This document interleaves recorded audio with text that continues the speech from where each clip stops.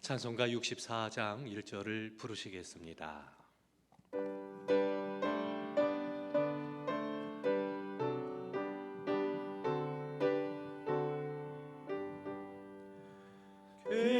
기뻐하며 경배하세 영광의 주 하나님, 주 앞에서 우리 마음 피어나는 꽃 같아 죄와 슬픔 사라지고 의심 구름 거치니 변함없는 기쁨의 주 밝은 빛을 주시네. 아멘. 여호와 하나님은 해요 방패이시라. 여호와께서 은혜와 영화를 주시며 정직하게 행하는 자에게 좋은 것을 아끼지 아니하실 것임이니이다. 만군의 여호와여, 주께 의지하는 자는 복이 있나이다. 아멘.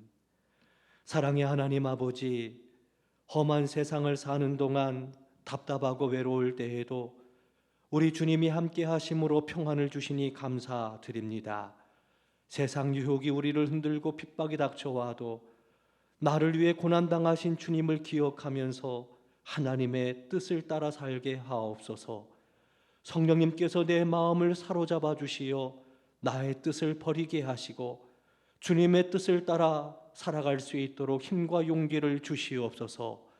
오늘 예배하는 주의 자녀들에게 하늘의 기쁨과 즐거움을 내려주시고 영원하신 주의 이름을 높이게 하옵소서.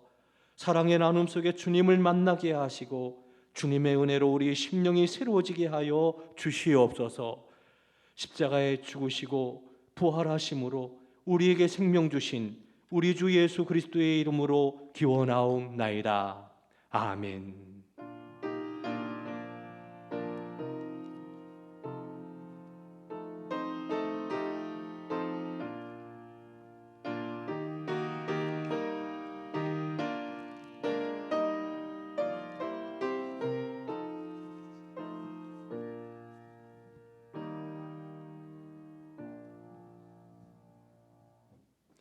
찬송가 70장 찬송을 부르시겠습니다.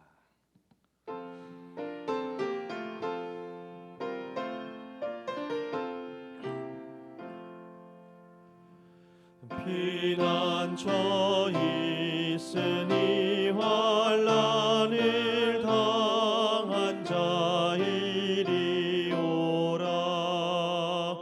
땅들이 변하고 물결이 일어나 산 위에 넘치되 두렵지 않네.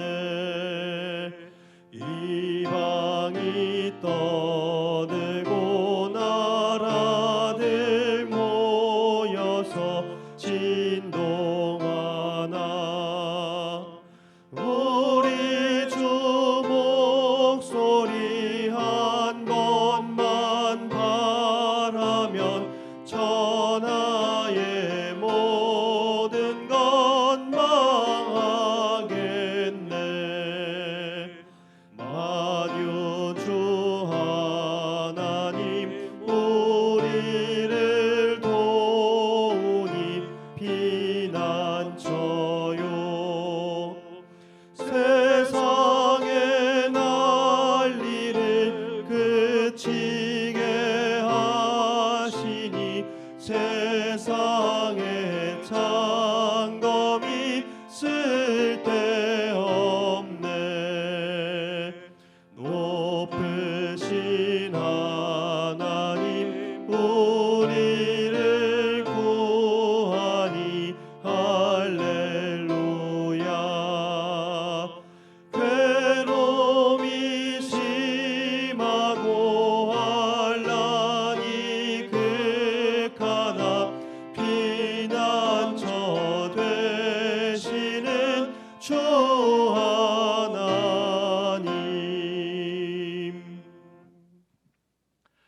같이 사도신경하심으로 우리의 신앙을 고백하겠습니다.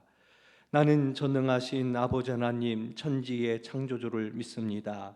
나는 그의 유일하신 아들 우리 주 예수 그리스도를 믿습니다.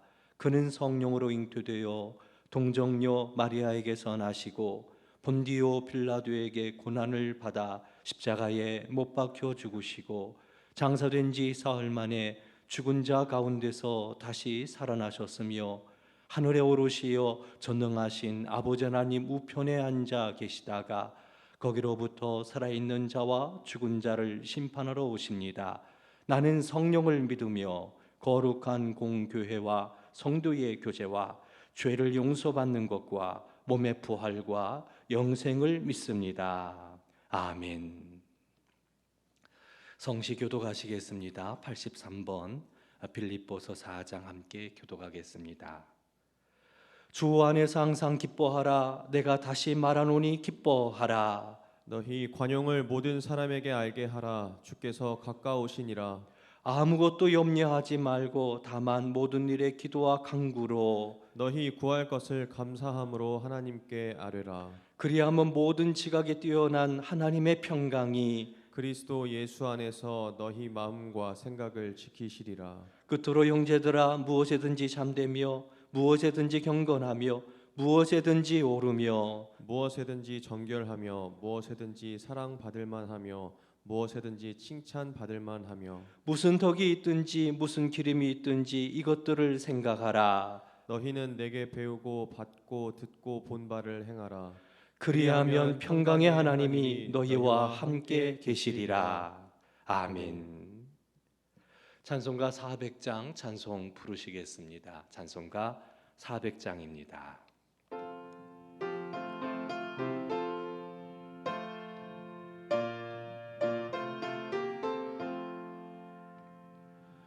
험한 시험물 속에서 나를 건져주시고 노한 풍랑 지나도록 나를 숨겨주소서. 주여 나를 돌보시사 고이 품어주시고 험한 풍파 지나도록 나를 숨겨주소서. 권세 능력 무한하사 모든 시험 이기고 풍랑까지 다스리는 주님 앞에 비오니 주여 나를 돌보시사 고이 품어주시고 험한 풍파 지나도록 나를 숨겨주소서. 죄악길에 빠진 이 몸 캄캄한데 헤매며 부르짖는 나의 원 들으소서. 내 주여 주여 나를 돌보시사 고이 품어주시고 험한 풍파 지나도록 나를 숨겨주소서. 아멘. 이 시간 다 같이 기도하실 때 이진호 장로님 나오셔서 기도해 주시겠습니다. 다 같이 기도하겠습니다.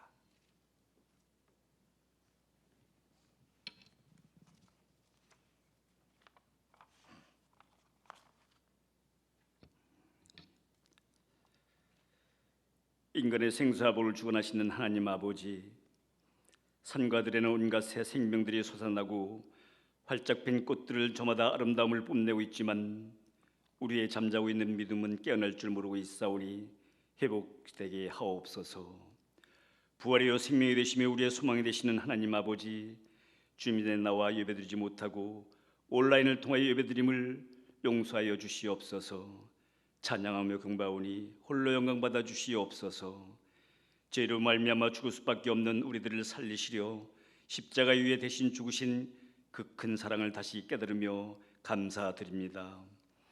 내 이웃을 내 몸과 같이 사랑하라 하시고 원수까지도 사랑할 수 있는 마음을 갖게 하여 주셨기에 예수님께서 승천하시며 너희는 가서 모든 족속으로 제자를 삼아 아버지와 아들과 성령의 이름으로 세례를 주고 내가 분부한 모든 것을 가르쳐 지키게 하라고 당부하셨사오니 우리는 깨달아 알고 전도와 선교의 사명을 잘 감당하는 교회와 성도들이 되게 하여 주옵소서.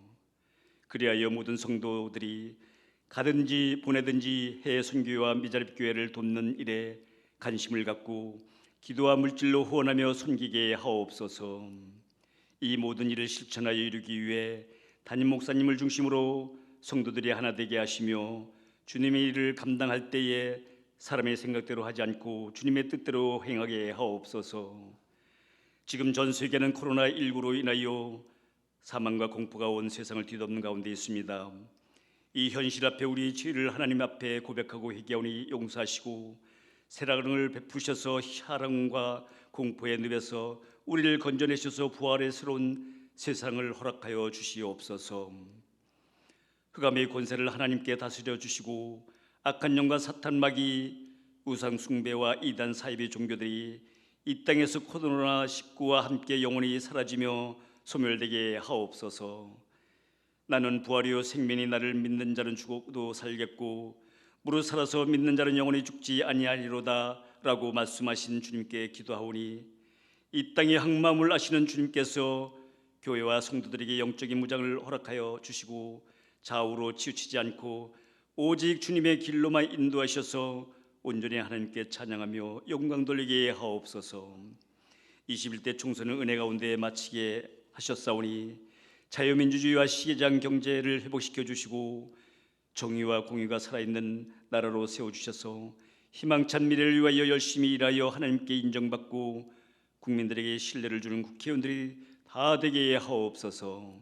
단위에 세우신 손재원 담임 목사님께 능력을 7배나 더하셔서 하나님의 말씀을 선포하실 때에 우리의 삶과 현장이 살아나고 막히고 매여있는 문제들이 열려지고 풀려지며 병든 몸들이 치유되는 의뢰의 시간들이 되어 하나님께 영광이 나타나게 하옵소서.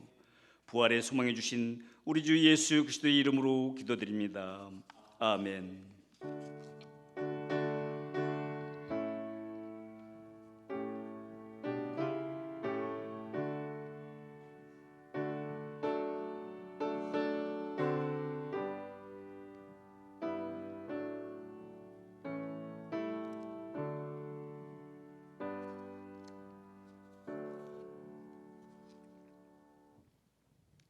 앞뒤 엎으시면서 인사합니다. 사랑하고 축복합니다. 광고 말씀드립니다. 코로나19가 속히 소멸될 수 있도록 우리 성도 여러분들이 기도해 주시기를 바랍니다. 매일 신약 성경 읽기에 힘써 주시기를 바랍니다. 다음 주 돌아오는 주일 예배는 다시 살아나신 주님을 기억하고 다시 살아날 소망을 품고 함께 예배를 드리겠습니다. 오전 7시 1부, 9시 2부, 11시 3부 예배로 드리겠습니다. 우리 성도 여러분들 기억하시고 참석을 해주시는데 찬양 운행은 없습니다. 마스크를 착용해 주시고 교회 오시면 손 소독과 열 체크 또 2m 간격을 유지한 후에 예배를 드리도록 하겠습니다. 기저질환이나 발열 증상, 기침 증상이 있으신 분들은 그리고 예배를 드리기에 아직까지 마음이 불편하신 분들은 11시에 영상으로 예배를 드릴 수 있도록 그렇게 하겠습니다. 우리 성도 여러분들이 기억하시고 잠주해 주시기를 바랍니다. 영아부와 유치부, 유년부, 초등부는 당분간 영상 예배로 드리고 중고등부는 식당에서 11시에 예배를 드립니다. 청년부는 주일 예배 1부, 2부, 3부 중에 한 예배를 드리면 되겠습니다. 매일 아침 교회에서 올리는 영상으로 오늘의 말씀 묵상을 해 주시기를 바랍니다. 교회 홈페이지를 참고하셔서 오늘의 말씀 묵상에 참여하셔서 보다 경건한 생활에 힘써 주시기를 바랍니다. 당분간 교회나 소그룹 모임은 교회에서의 그 소그룹 모임은 개방하지 않도록 하겠습니다. 모든 행사와 모임, 식사는 취소가 된다는 것, 없다라는 것을 기억하시고 추후에 광고가 있을 때까지 우리 성도 여러분들이 협조해 주시면 감사하겠습니다. 우리 찬송가 317장 1절과 5절을 부르며 봉헌하겠습니다. 317장 1절과 5절입니다.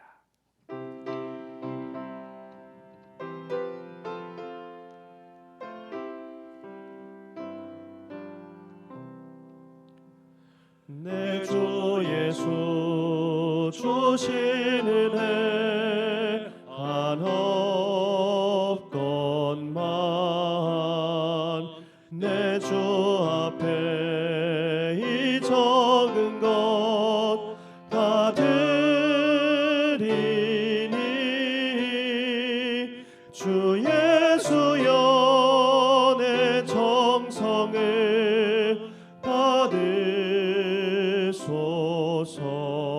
받으소서. 주 날 위해 그 귀하신 몸 버리사 이 내 몸을 핏값으로 사셨으니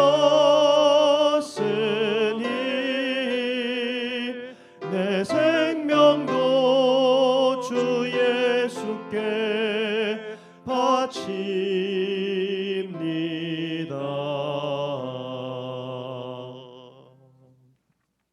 모든 영광을 주님께 돌립니다. 이 예물에 주님을 향한 사랑의 마음을 담아 드리오니 주님 받아 주시옵소서. 늘 진실하게 하시고 거룩한 삶을 살아가게 하시며 가정의 행복과 기쁨을 더하시고 이 민족이 새로워질 수 있도록 함께 하시고 코로나19로부터 속히 벗어날 수 있도록 은혜를 베풀어 주시옵소서. 우리를 불쌍히 여겨주시고 긍휼을 베풀어 주시옵소서. 온전한 11조를 주님께 드립니다. 우리가 생활하는 데 모든 필요한 것을 은혜로 주셨음을 고백하오며 드리오니 주님 예물을 받아주시고 우리의 지경을 넓혀주시며 존귀한 사람으로 살게 하여 주시옵소서. 감사 예물을 주님께 드립니다. 부활절 감사 예물을 주님께 드립니다. 우리의 삶의 모든 것을 사용하셔서 선을 누리실 주님을 기대하며 드리오니 주님 받아주시고 형통한 삶이 되게 하시며 여러 가지 힘들고 어려운 삶의 고단한 짐으로부터 우리를 구원하여 주시고 다시 살아나는 놀라운 은혜를 베풀어 주시기를 원합니다. 주님의 권능으로 함께하여 주시기를 원합니다. 구제 선교 예물을 주님께 드립니다. 후원하는 교회와 선교지 위에 하나님의 은혜와 사랑으로 함께해 주셔서 새로워지게 하시고 힘들고 어려운 중에도 아버지 하나님 귀한 예물을 드린 손길 복되게 하셔서 하늘의 소망을 품고 강건하게 살아갈 수 있도록 은혜를 베풀어 주시기를 원합니다. 힘들고 어려운 이웃에게 새 소망을 주는 아름다운 예물이 되게 하옵소서. 드린 손길들을 주님 붙들어 주시고 주의 은혜와 사랑으로 평안케 하여 주시옵소서. 장학 헌금을 드립니다.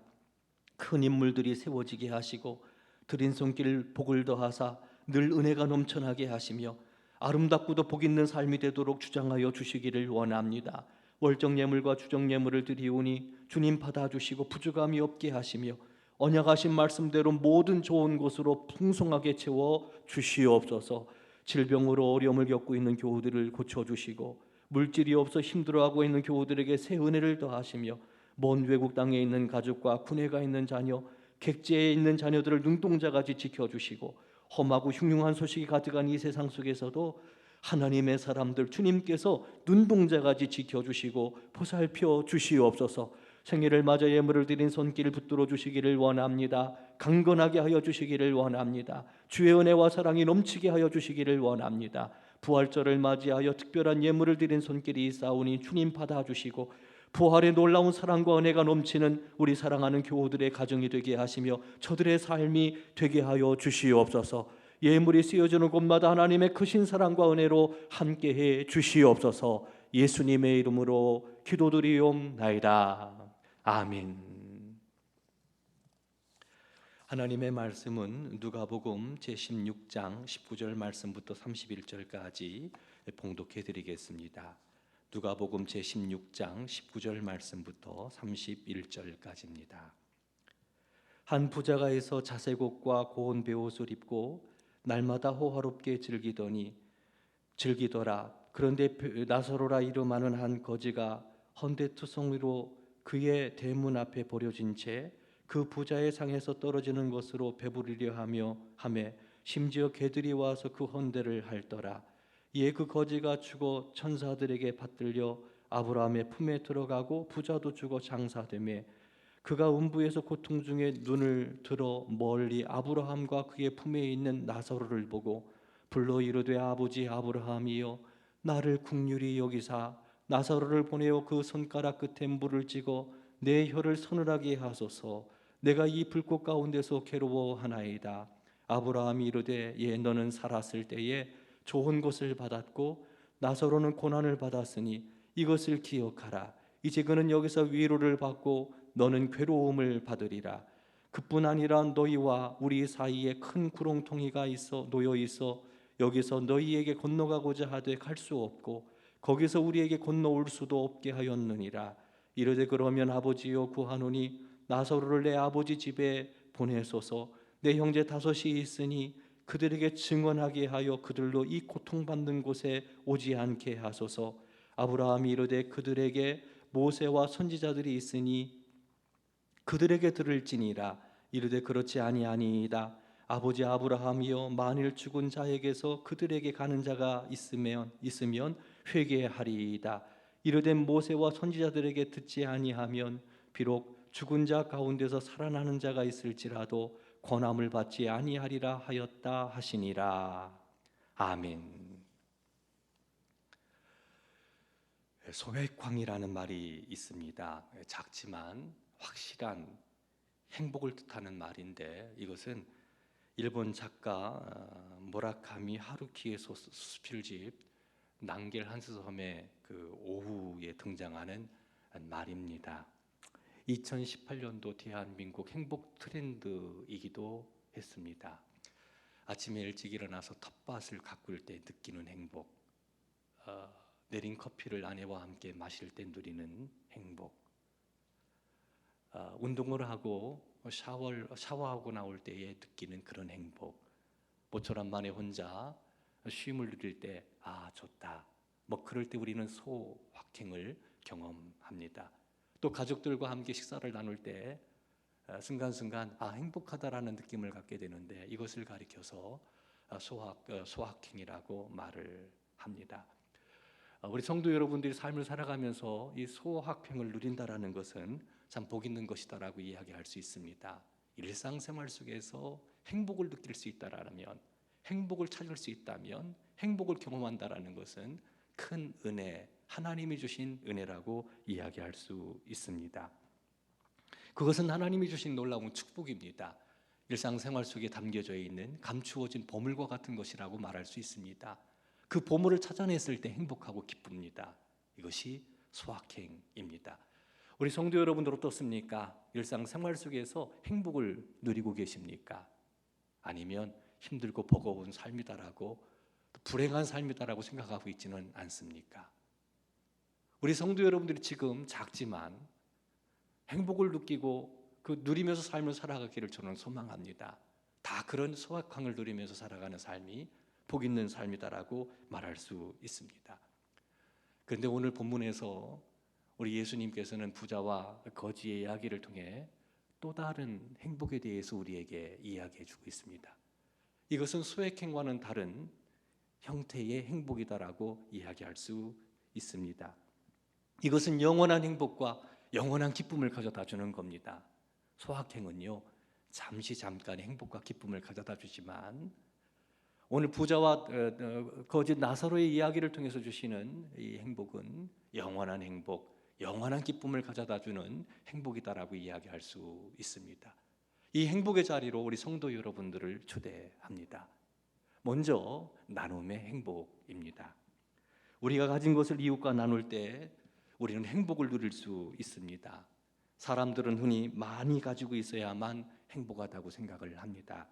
그래서 더 많이 가지려고 노력을 합니다. 애를 씁니다. 다투기도 하고 싸우기도 합니다. 왜? 많이 가지고 있는 것이 이 행복의 잣대가 되기 때문에 그렇습니다. 바리새인들은 많은 재물을 가지고 있는 것은 하나님께 복을 받은 것으로 생각을 했습니다. 그런 믿음을 가지고 있었습니다. 그렇기 때문에 건강하고 좋은 직장과 일터가 있고 좋은 집에서 좋은 차를 타고 잘 나가는 자녀가 있고 그리고 노후를 걱정하지 않아도 될 만큼의 많은 돈을 가지고 있으면 이것은 하나님께 복을 받은 것이다라고 그들은 생각을 했던 것입니다. 누가복음 16장 14절 말씀을 보면 우리 예수님께서 이 바리새인들을 가리켜서 돈을 좋아하는 사람이라고 이야기를 합니다. 왜 그들이 돈을 좋아했습니까? 뭐 두말할 것도 없이 돈이 있어야 생활하는 데 불편함이 없기 때문에 많은 것들을 누리기 때문에 그렇겠지요. 또 한 가지는 무엇입니까? 돈을 얼마만큼 많이 가지고 있느냐, 이것은 하나님께 얼마만큼 많은 복을 받았느냐를 결정하기 때문에 그렇습니다. 하나님을 섬기는 바리새인들 돈의 양만큼 하나님께 복을 받았다고 생각했기 때문에 그들은 돈을 좋아했다라고 볼 수가 있는 겁니다. 더 많은 돈을 벌고 얼마만큼의 돈을 많이 가지고 있느냐, 이것은 사실은 비난받을 만한 일은 아닙니다. 돈을 가지고 있는 것 자체가 사실은 죄가 아닙니다. 그것은 결코 죄가 될 수가 없습니다. 다만 그 많은 돈을 어떻게 사용하느냐, 이것은 다른 문제입니다. 이것은 다른 문제입니다. 돈을 얼마만큼 많이 가지고 있느냐는 문제가 되지를 않아요. 그러나 그 돈을 어떻게 사용하느냐에는 문제가 될 수 있다라는 것입니다. 오늘 본문 누가복음 16장 19절에 등장하고 있는 한 부자는 자색 옷을 입고 고운 베옷을 입고 그 날마다 호화롭게 즐겼다라고 말을 합니다. 어쩌면 이 부자는 돈을 좋아했던 성공한 바리새인일 수 있습니다. 그리고 모든 바리새인들이 추구하는 복 있는 사람의 삶의 모습일 수도 있습니다. 그리고 한 걸음 더 나아가 더 많은 돈을 벌어야만 행복하게 살 수 있다라고 생각하는 우리들의 모습일 수도 있습니다. 오늘 이 시대 자색 옷을 입고 고운 베옷을 입고 날마다 호화롭게 즐겼던 이 사람들, 삶의 노망으로 생각하고 살아가는 사람들, 그들을 가리킬 수도 있다라고 이야기할 수 있습니다. 다시 말씀드립니다. 돈을 얼마만큼 많이 가지고 있느냐, 어떤 차를 타느냐, 어떤 집에 사느냐, 이것은 문제가 되지 않습니다. 문제가 되는 것은 그것을 어떻게 사용하느냐, 이것이 문제가 된다는 사실입니다. 이 부자는 어려운 이웃을 돌아보지 않았습니다. 먹을 것을 주지 않았고 입을 옷을 주지 않았습니다. 고단한 삶의 문제를 해결해 주지 않았고 아픈 몸을 고쳐주지 않았습니다. 하나님께서 이 부자에게 많은 것을 주셨습니다. 주님께서는 그것 가지고 자기 자신만을 위해서 살아가는 삶을 살라고 말씀하지 않았었어요. 선한 청지가 되어 이웃에게 먹을 것 주고 입을 것 주고 병든 몸 고쳐주고 고단한 삶의 문제를 해결해 주는 데 사용하라고 주님께서는 그것을 주신 것입니다. 하지만 이 부자는 그렇게 생각을 하지 않았습니다. 바리새인도 그런 생각을 갖고 있지를 않습니다. 이 부자의 대문 앞에는 거지 나사로가 있었습니다. 그는 헐벗었고 헌들을 갖고 있었으며 개들이 나와서 그 헌들을 핥고 있었습니다. 그런데 바리새인이나 이 부자의 관점에서 이 거지를 본다란 거지는 어떤 모습으로 비쳤을까요? 가난하게 살고 있으니까 하나님께 복받은 사람이 아닙니다. 병들었으니까 하나님께 버림받은 사람입니다. 이런 인생일 수가 없는 거지요. 그들의 관점에서 본다면. 그러니까 하나님께 벌받은 사람, 하나님께 복받지 못하고 저주받은 사람, 이쯤 그들은 그들의 관점에서 그 거지 나사로를 생각했던 것입니다. 전염병이라도 옮길 수 있는 사람으로 보았던 겁니다. 헌 누더기 옷을 입고 있는 것이나 쓰레기통을 뒤져서 먹을 것을 구하는 그 모습은요, 하나님께 버림받은 것이기 때문에 그런 마음과 그런 신앙의 고백을 가지고 있다면 결코 거지 나사로에게 입을 것을 준다든지 먹을 것을 준다든지 그의 병을 고쳐준다든지 그의 고단한 삶의 문제를 해결해 준다든지 이것을 결코 우리는 이 부자나 바리새인들에게 기대하기는 어렵습니다. 그렇지요. 관점의 차이는 이렇게 무섭습니다. 그건 하나님께 버림받은 사람들이니까, 우리는 복을 받아서 많은 것을 누리고 있으니까 버림받은 사람을 굳이 도와줄 이유는 없다라는 생각을 하고 있는 겁니다. 그래서 거들떠보지 않았습니다. 관심 가져주지 않았습니다. 하지만 예수님께서는 뭐라고 말씀하셨습니까? 먹을 것을 주지 않고 입을 것을 주지 않고 고단한 삶의 문제를 해결해 주지 않은 것, 이것이 죄라고 말씀하셨습니다. 불행하게도 거짓 나사로를 돌아보지 않았던 이 부자, 거짓 나사로를 돌아보지 않은 것 때문에 그의 운명이 결정됩니다. 가장 비극의 자리로 떨어지는 것들을 보게 됩니다. 다시 말씀드립니다. 가지고 있는 것, 누리는 것은 문제가 되지를 않아요. 소확행을 누리는 것은 결코 문제가 되지를 않아요. 그건 하나님이 주신 은혜입니다. 그런데 거기에 머물러 있어서는 안 된다는 사실입니다. 대문 밖, 우리의 도움이 필요한 사람들, 그들을 바라보고 그들에게 나누는 삶을 살아가야 된다는 사실입니다. 예수님이 이렇게 말씀하셨습니다. 너희가 여기 내 형제 중 지극히 작은 자 하나에게 한 것이 곧 내게 한 것이니라. 마태복음 25장 말씀은 이것을 분명하게 우리에게 이야기합니다. 양과 염소로 사람들을 나눠요. 양과 염소를 나눈 다음에 한쪽에 있는 사람들은 천국의 기쁨 가운데 들어가게 하고, 한쪽에 있는 사람들은 울며 이를 가는 고통의 자리로 들어가게 합니다. 그 기준이 뭡니까? 나눴느냐 나누지 않았느냐. 지극히 작은 자로 여기는 사람에게 어떻게 대했느냐, 이것이 기준이 되었던 것들을 볼 수가 있습니다. 예수님은 지극히 작은 자 하나에게 한 것이 곧 내게 한 것이다라고 말씀하셨습니다. 그러므로 먹을 것을 줘야 합니다. 입을 것을 주고 병든 것을 고쳐줘야 합니다. 지극히 작은 자, 그 사람들은 결코 하나님께 벌 받은 사람이 아닙니다. 아니 혹 벌을 받았다 할지라도 어려움 가운데 있는 사람들에 대하여 긍휼히 여기고 불쌍히 여기는 마음은 곧 주님의 마음이라는 것을 우리는 잊지 말아야 될 것입니다. 거짓 나사로와 같은 사람들을 무시해서는 안 됩니다. 그렇게 생각해서는 결코 안 됩니다. 어렵고 힘든 이웃교회에게 헌금을 모아 전달해 주었을 때 하나님은 그 교회가 아주 의로운 행동을 했다라고 칭찬을 합니다. 그렇게 이웃을 도와준 그 사람들이 영원히 없어지지 않는 의를 얻었다라고 이야기를 합니다. 하나님께서 크게 기뻐하시는 거룩한 산 제물이 된다라고 말씀하셨습니다. 하나님께서 얼마나 기뻐하시는지는 몰라요. 다시 말해서 문 밖에 있는 거지 나사로, 지극히 작은 자, 그에게 한 것이 곧 예수님께 한 것이 되기 때문에 먹을 것 주고 입혀주고 고단한 삶의 문제를 해결해 주는 것을 크게 기뻐하시고, 또 이런 사람들에게 하늘의 큰 은총으로 함께 주시는 걸 볼 수 있습니다. 주님이 높여주신다라는 거죠. 그리고 주님이 그 마음 가운데 만족을 주십니다. 기쁨을 주십니다. 즐거움을 주십니다. 행복을 주십니다. 이게 나눔의 행복이 되는 겁니다. 그리고 이 거룩한 나눔의 행복의 자리로 우리를 초대하신다는 사실입니다. 누군가를 위해서 나누는 삶은요, 이 세상뿐만 아니라 오는 세상 주님의 나라에서도 큰 행복과 기쁨이 있다라는 것을 우리 성도 여러분들이 믿으시기를 바랍니다. 그래서 하나님이 주신 귀한 것들 축복으로 주셨어요.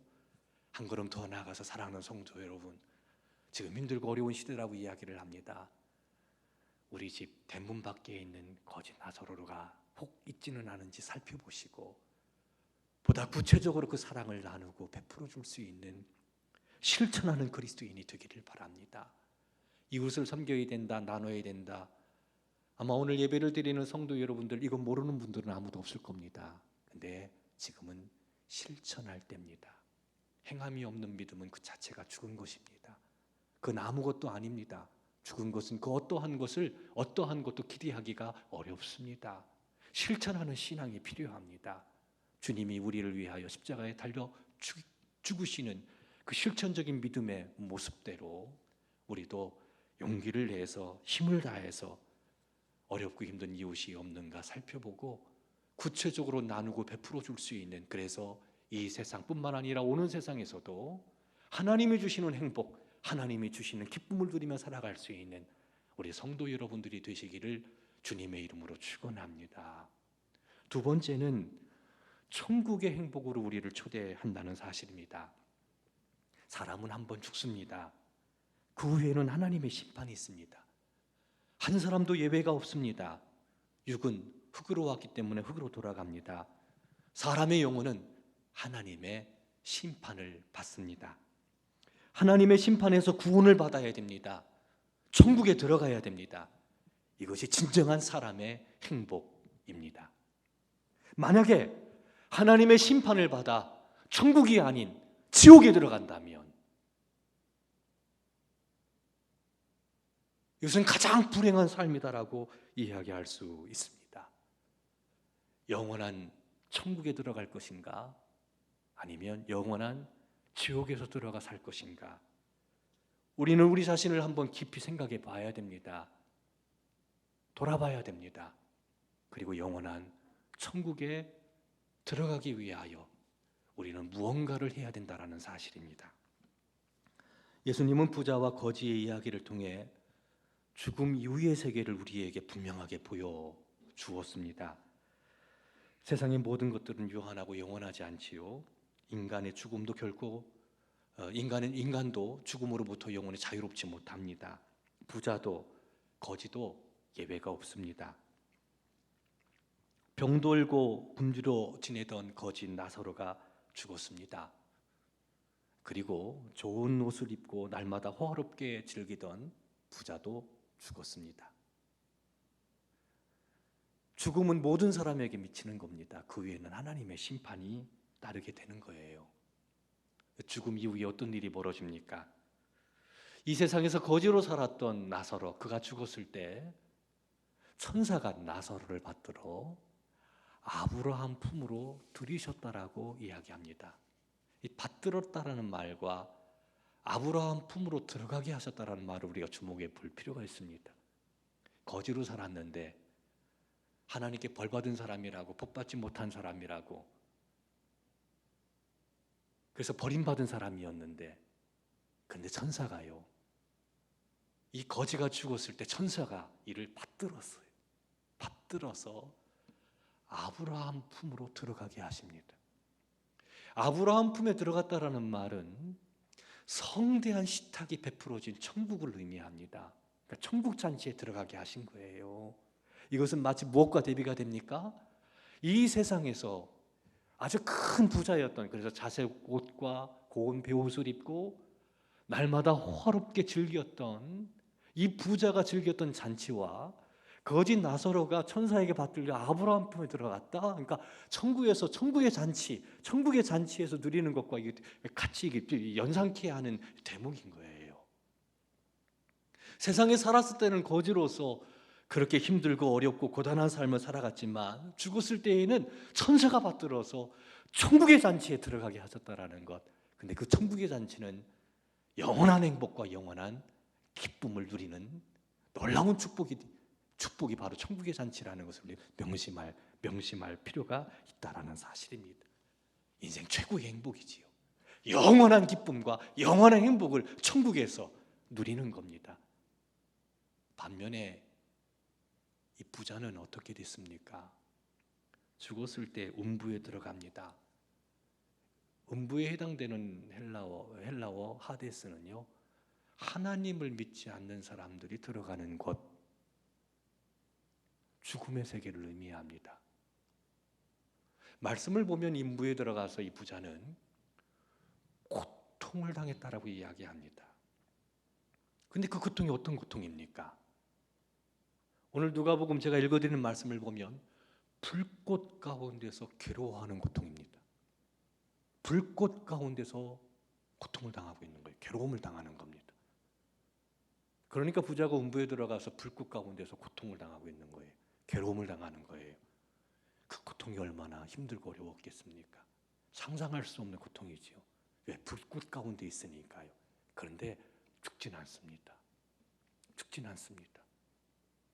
죽음 이후의 세계에 이거 완전히 역전되어지는 모습을 보게 됩니다. 거지 나사로의 모습과 부자의 모습이, 아브라함의 품에 안긴 거지 나사로와 불꽃 가운데서 괴로워하고 있는 부자의 모습. 이 부자는 영원한 저주를 받은 겁니다. 가장 불행한 인생이다라고 이야기할 수 있습니다. 근데 그 불꽃 가운데서요, 이 부자는 아브라함 품에 안긴 거지 나사로를 보고 있습니다. 그 고통 가운데 지옥에서 천국을 보고 있는 것을 예수님께서는 말씀하고 있다라는 겁니다. 이 고통이 얼마나 크고 힘들었겠습니까? 간청합니다. 저 나사로를 통해서 나를 여기서 구원해 달라고. 손가락에 물을 찍어서 좀 내 혀를 서늘하게 해달라고 얘기하는 건 뭐냐면 좀 구원해 달라는 얘기예요. 이 고통에서 벗어나게 해달라는 그런 얘기입니다. 그런데 기회가 사라지고 없습니다. 세상에서 살아있을 때는 기회가 있지만 죽어서 음부에 들어간 뒤에는요, 기회가 없습니다. 구원받을 기회가 없습니다. 하늘에서 이렇게 음성이 들립니다. 야, 너와 나 사이에 큰 구렁텅이가 있어. 서로 오고 갈 수 없다라고 이야기를 합니다. 이게 불행한 거예요. 이것이 하나님의 심판이에요. 예, 한 번 죽는 것은 사람에게 정하신 것입니다. 그 후에는 하나님의 심판이 있습니다. 예수님께서는 아브라함의 품에 안긴 천국 잔치가 벌어지는 모습을 거짓 나사로가 그곳에서 누리고 있는 것들을 보여주면서 동시에 부자가 고통받는 불꽃 가운데서 고통당하고 괴로워하는 모습을 우리에게 보여주면서 죽음 이후의 세계를 우리에게 분명하게 말씀하고 있다는 사실이에요. 찰나와 같은 세상에서는 구원받을 수 있는 여지가 있습니다. 기회가 있습니다. 그러나 죽음 이후에는 영원한 고통에서 벗어날 수가 없는 겁니다. 구원의 기회가 없는 거지요. 그렇다면 어떻게 해야 이 천국, 영원한 천국, 아브라함의 품에 안겨 놀라운 천국 잔치를 누릴 수 있겠습니까? 우리는 그것을 나사로의 이름 뜻에서 발견할 수가 있습니다. 나사로라는 이름 뜻은 하나님이 도우시는 자라는 의미의 뜻을 가지고 있습니다. 하나님을 도우시는 자, 하나님이 도우시는 자. 그러니까 거지예요.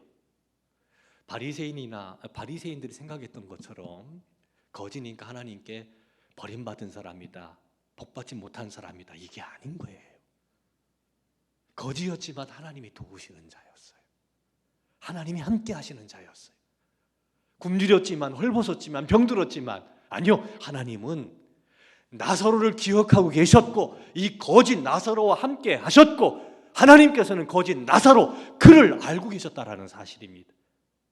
하나님이 도우시는 자, 거짓 나사로, 그는 하나님을 믿은 사람이요, 거지였지만, 고단하고 힘들었지만, 병들었지만 하나님을 믿은 믿음으로 산 사람이었습니다. 사람들이 저주받은 사람이라고, 버림받은 사람이라고, 그 누구도 손길 하나 주지 않았던 사람이었지만 하나님은 그와 함께 하시고 그를 도우셨던 분인 것을 오늘 말씀을 통해서 발견할 수 있습니다. 여기에서 우리는 예수 그리스도의 죽음과 부활하심이 얼마나 우리에게 큰 행복과 기쁨인지 발견해야 합니다. 깨달아야 합니다. 우리가 예수 그리스도께서 우리를 위하여 십자가에 달려 죽으시고 부활하셨다는 얘기를 수도 없이 듣습니다. 그런데 그것이 평가절하되는 그런 경우들을 많이 보게 됩니다. 값싼 은혜로 그렇게 생각하는 분들이 많이 있는 것 같습니다. 한번 생각해 보세요. 죽음이라는 것은 누구도 피할 수가 없지요. 누구도 피할 수가 없는 겁니다. 한 번 죽는 것은 사람에게 정해진 겁니다. 그 외엔 심판이 있습니다. 영원한 천국과 영원한 지옥이 있습니다. 천국 잔치가 있는 반면에 사랑하는 성도 여러분, 불꽃 가운데서 괴로워하는 고통의 순간이 있다라는 것, 고통의 장소가 있다라는 것. 그런데 우리가 어떻게 천국 잔치에 들어갈 수 있습니까? 무엇으로 갈 수 있습니까? 우리 죄를 짊어지시고 십자가에 달려 죽으신 예수 그리스도가 아니면 어떻게 우리가 죄 용서 받을 수 있겠습니까? 어떻게 우리가 천국에 갈 수 있겠습니까? 예수 그리스도께서 우리 죄를 짊어지시고 죽었기 때문에 언젠가 한번 가야 되는 그 이후에는 영원한 심판과 영원한 영생이 있는 그 세계에 예수 그리스도를 믿으면, 사랑하는 성도 여러분, 이게 은혜입니다. 이게 은혜입니다. 교회는 이 복음을 전해야 돼요. 왜? 하나님의 심판이 있기 때문에 그렇습니다. 하나님의 심판에서 자유롭지 못하기 때문에, 그리고 반드시 우리는 죽고 그 심판대 앞에 서기 때문에 예수 그리스도의 복음을 듣지 못한 사람들, 믿지 못해 그 죄 문제 해결받지 못하고 하데스, 불꽃 가운데서 고통을 당하는 곳에서 영원히 저주받은 인생으로 삶을 살아가야 된다라는 것을 생각할 때, 예수 그리스도를 믿어 죄 용서 안 받은 사람 어때요? 하나님이 영접하는 자고 그 이름을 믿는 자들에게는 하나님의 자녀가 되는 권세를 주셨어요. 하나님의 자녀 삼아 주셨단 말이에요. 하나님의 자녀이기 때문에 하나님의 집, 하나님의 나라를 상속받아요. 상속자예요. 믿습니까? 그리고 하나님 나라, 아버지 집에서 천국 잔치를 누리는 거지요. 둘째 아들이 집으로 돌아왔을 때 베풀었던 그 잔치, 천국의 잔치를 우리에게 오늘 말씀은 이야기해 주고 있는 겁니다. 우리들이 그렇게 주님의 놀라운 사랑과 은혜로 천국에 들어가서 영원하신 주의 나라에 들어가서 잔치의 기쁨 누리게 되는 거죠. 만약에 예수님이 죽지 않았다면, 예수님께서 십자가에 달려 죽지 않았다면 우리는 버려진 자가 되는 거예요. 죽어도 망하는 자가 되는 거지요. 소망 없는 사람이 되는 것 아니겠습니까? 그 죽음을 통해서 죄 용서해 주시고 자녀 삼아 주시고 하나님 나라를 상속받게 하시고, 자녀니까, 그리고 하나님 나라 천국의 기쁨을 영원히 누리는 영원한 행복, 영원한 기쁨을 주신 주님. 그러므로 사랑하는 성도 여러분, 예수님을 믿으시기를 바랍니다. 그리고 믿음으로 사시기를 바랍니다. 이거 대단히 중요한 것입니다. 예수님을 믿고 믿음으로 사는 것, 이들에게 열려진 놀라운 하나님 나라의 소망을 품고 그 행복의 자리로 나아갈 수 있는 우리 성도 여러분들 되시기를 바랍니다. 마지막으로 생각해 봐야 될 것은 전도의 행복으로 우리를 초대하신다는 사실입니다. 전도한다라는 것이 무거운 짐으로 느껴질 수 있습니다. 어떤 분 그러더라고요. 전도하자 강조를 하니까, 야, 교회 가서도 전도해라 이거 무거운 짐이다. 사람 무겁게 하지 말고 좀 위로해주고 뭐 이랬으면 좋겠다 하시는 말씀을 제가 들은 적이 있습니다. 그러나 이 전도는요, 또 다른 행복입니다. 왜 이 전도가 행복이 됩니까? 이 전도를 통해서 사람의 영혼을 구원하기 때문에 그렇습니다. 모든 사람이 죄를 보면서 하나님 영광에 이르지 못하지요. 이런 죄인을 위해서 예수님께서 십자가에 달려 죽었다라는 이 복음, 이 복음을 듣고 믿으면 하나님의 자녀가 되고 천국에 들어갑니다. 그런데 이 복음을 전할 때 하나님의 능력이 나타나서요, 이 전도에 미련한 것을 통해서 하나님은 사람을 구원하시는 일을 한대요. 아니, 전도지 한 장 나눠주는 것이 무슨 능력이 나타납니까? 어떻게 사람을 그거 한다고 구원됩니까? 그런 생각 들 때가 많아요. 근데요, 우리가 복음을 전할 때 하나님의 능력이 나타난대요. 하나님은 사람을 어떻게 구원하시느냐? 전도를 통해서 구원하신대요. 다른 방법이 없습니다. 성경을 보십시오. 영혼이 주님께 돌아올 때 전도자가 있기 때문에, 전도자들이 외치는 외침이 있기 때문에 그 사람들이 주님께로 돌아오는 거지요. 예수 믿는 거지요. 전도를 빼버리면 아무도 구원받지 못합니다. 미련하게 보이는 전도를 통해서 하나님은 영혼을 구원하신다라는 사실이에요. 그러니 내가 전도한다라는 것은 영혼을 구원하는 일이기 때문에, 전도할 때 하나님의 능력이 나타나서 그 영혼을 살리는 일이기 때문에 이 전도한다라는 것은 행복인 거지요. 사람의 영혼을 구원한다라는 것보다 가치 있는 게 어디 있습니까?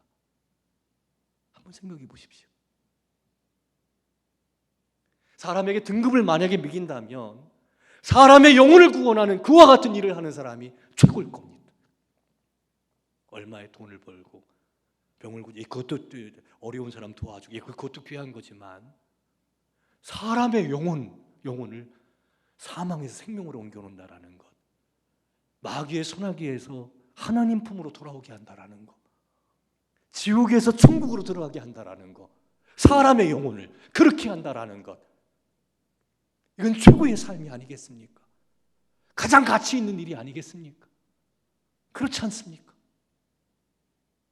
그런데 그것이 전도를 통해서 이루어지기 때문에 전도한다라는 것은 그러므로 행복인 겁니다. 축복인 겁니다. 놀라운 은혜가 되는 거지요. 이 복음을 전할 때 그래서 우리는 행복을 누리게 되고 기쁨을 맛보게 되는 겁니다. 한 영혼이 돌아왔을 때 하나님께서 크게 기뻐하셨던 그 기쁨을요, 전도에서 구원받으면 얻을 수 있어요. 얻을 수 있어요. 저희 어머님이 동네에 있는 어떤 학생 하나에게 먹을 것을 주면서 전도를 했는데 이 학생이 교회에 왔어요. 그리고 이 학생이 얼마 시간이 지나서 찬양대에 앉았는데 저희 어머님은 그 학생만 보면 기쁜 거예요. 보기만 해도 즐거운 거예요. 이것이 정도의 행복과 기쁨 아니겠습니까? 얼마나 좋았을까요? 얼마나 기뻤을까요? 그렇지 않습니까?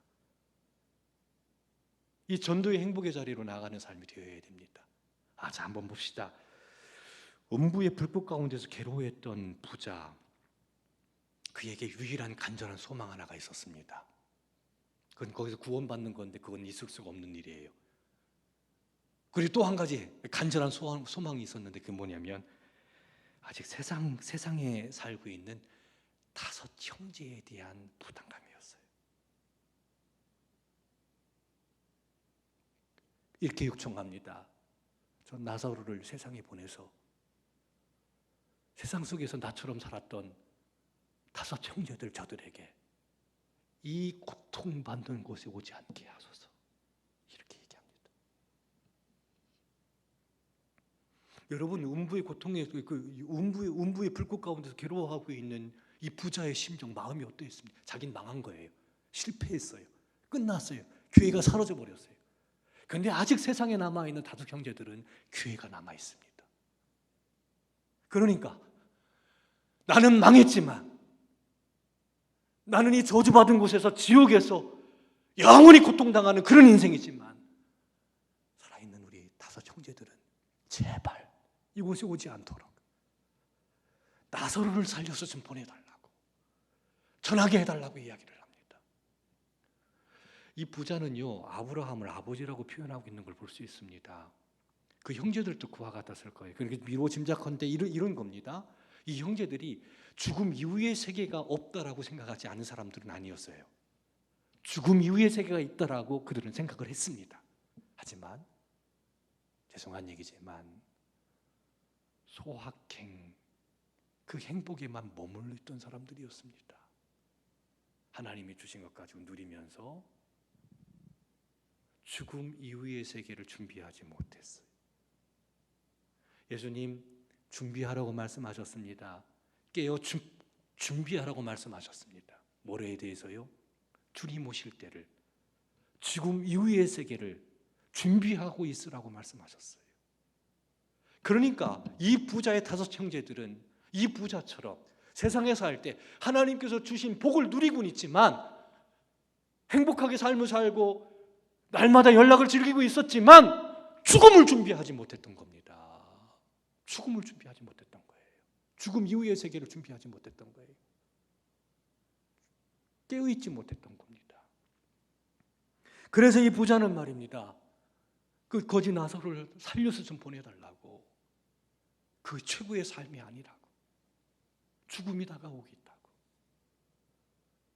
천국과 지옥이 있다고, 이 고통받는 곳에 오지 않도록 해달라고. 음부 속에서 고통받고 있는 이 부자에게 있어서 가장 유일한 소망은 가족 구원이었습니다. 가족 구원이었습니다. 그 고통 가운데에서 다른 것은 아무것도 눈에 들어오지를 않아요. 내 가족이 구원됐으면 좋겠다.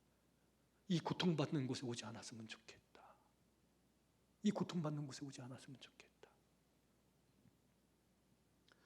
그랬더니 예수님 하늘에서 아브라함이 이렇게 얘기합니다. 음성이 들립니다. 야, 세상에는 모세와 선지자들이 있느니라.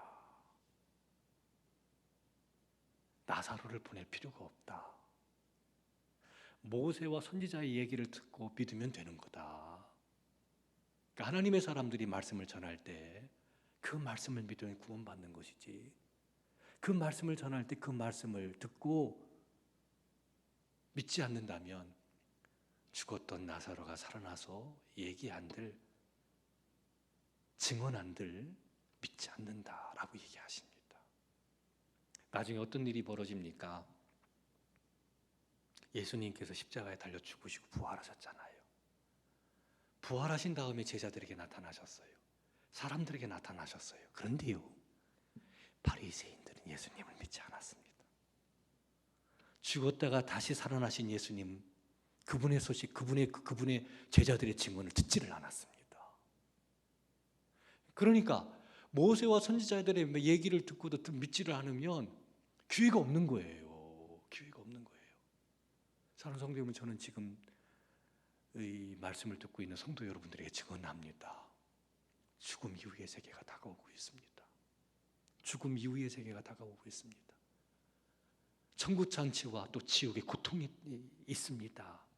예수 믿지 않으면, 예수 믿지 않으면, 또 믿음으로 살지 않으면, 사랑하는 성도 여러분, 우리는 이 부자처럼 음부에서 불꽃 가운데 고통을 당하게 될 것입니다. 하지만 버려진 사람으로 여겼던 나사로, 하지만 하나님의 은혜 가운데 살았던 나사로, 그를 위해서 예비하신 천국이 있습니다. 예수 그리스도를 믿으면 구원받습니다. 천국에 들어갑니다. 믿음으로 살면 그 영광의 나라 들어갑니다. 지금 여러분들에게 제가 증언합니다. 이 증언하는 이 말을 우리 성도 여러분들이 듣고 순종하면 천국에 갑니다. 그러나 거부한다면 죽었다가 살아난 사람이 얘기한들 믿지 않을 겁니다. 간곡한 말로 우리 성도 여러분들에게 강권합니다. 예수 그리스도를 믿는 믿음, 그 믿음으로 사시기를 바랍니다. 영원한 주의 나라가 있음을 바라보고 믿음으로 살기를 주의 이름으로 축원합니다. 이것보다 더 중요한 게 없어요. 지금 가정에서 예배를 드리고 있는 가족들 자신할 수 있습니까? 저에게도 제 마음속에 제 영혼에 찌르는 가시처럼 생각나는 영혼들이 있습니다. 그 영혼들이 예수 그리스도를 믿지 않는다면, 내가 사랑하는 사람인데, 내 가족인데, 그 가족에게 복음을 전하는 것은 가장 중요한 문제입니다. 그리고 가장 시급히 해야 될 문제이기도 합니다. 믿음을 갖고 전합시다. 우리가 복음을 전할 때 하나님의 능력이 나타납니다. 우리 가족 포기하지 맙시다. 부자와 거지의 이야기를 통해서 주님께서 주신 이 귀한 말씀을 가슴속에 새기고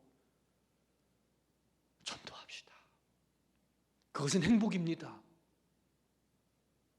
내 자식을 구원하는, 내 부모님을 구원하는, 내 배우자를 구원하는 놀라운 축복이 전도입니다. 전도하면 구원됩니다. 전도 안 하면 구원도 없습니다. 음부에서 불꽃 가운데 죽어가는 영혼들, 고통받는 영혼들이 있습니다. 천국에서 영원히 기쁨과 즐거움을 누리는 영혼들이 있습니다.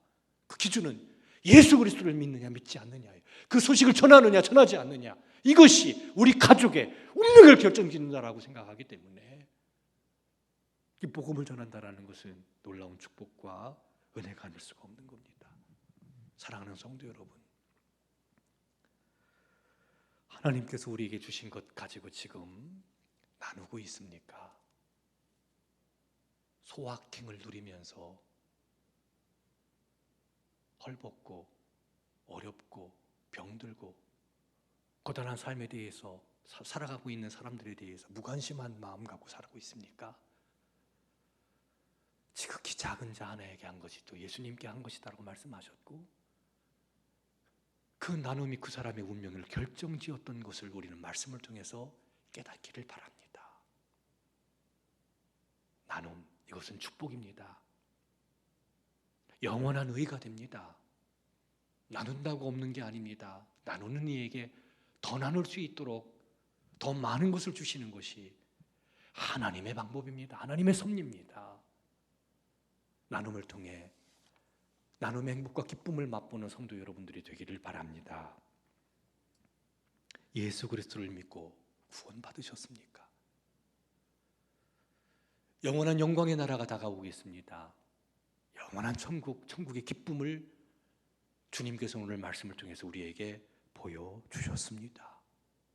사랑하는 성도 여러분, 예수 그리스도를 믿고 그 믿음 안에서 삶을 살아가는 이들에게 예비하신 그 놀라운 세계, 비록 믿음으로 사는 것이 힘들고 어려워도 거짓 나사로처럼 괴롭고 세상에서 인정받지는 못하고 버려진 사람처럼 그렇게 느껴지는 그런 상태라 할지라도, 아니요, 예수 그리스도를 믿고 믿음으로 살아가는 이들에게 약속하신 놀라운 영광의 나라를 바라보면서 사랑하는 성도 여러분, 끝까지 믿음의 길을 걷기를 바랍니다. 마지막으로 사랑하는 성도 여러분, 사랑하는 가족이 구원받았습니까? 사랑하는 친구들이 구원받았습니까? 어쩌면 주님께서는 그 영혼을 우리에게 맡겨주신 겁니다. 그 영혼을 품고 기도합시다. 그리고 복음을 전합시다. 그래서 그 영혼이 영원하신 주의 나라에서 안식할 수 있도록, 영광의 나라 들어갈 수 있도록 그 행복과 기쁨을 맛보는 우리 성도 여러분들이 되시기를 바랍니다. 예수님은 부자와 나솔의 이야기를 통해 우리를 또 다른 행복의 자리로 인도하십니다. 나눔의 행복, 천국의 행복, 전도의 행복, 그 거룩한 길을 걸어갈 수 있는, 그래서 영원히 주와 함께 그 기쁨을 누리는 우리 성도 여러분들 되기를 주님의 이름으로 축원합니다. 기도하겠습니다. 자비로우신 하나님 아버지, 감사합니다. 주님께서 참 우리에게 주신 것들이 많습니다. 그래서 그 모든 것들을 누리며 행복을 경험하고 있습니다. 하지만 주님, 오늘 부자와 거지에 대한 이야기를 통해서, 거지 나사로의 이야기를 통해서 또 다른 행복의 모습, 또 다른 행복의 길로 우리를 초대하셨사오니 주여 이 말씀 가슴에 품고 나눔의 행복, 천국의 행복, 전도의 행복 가운데 거하여 영원하신 주의 나라에서 영원히 안식하고 천국의 기쁨을 누릴 수 있는 가치 있고 보람 있는 삶이 되도록 인도해 주시기를 원합니다. 주님의 말씀 가슴 깊이 새기게 하시고 이제 또 다른 행복의 길로 담대하게 나아가 아버지 하나님 주시는 놀라운 기쁨과 즐거움 가운데 살아가도록 주장하여 주시옵소서. 예수님의 이름으로 기도드리옵나이다. 아멘. 찬송가 620장 1절을 부르시겠습니다.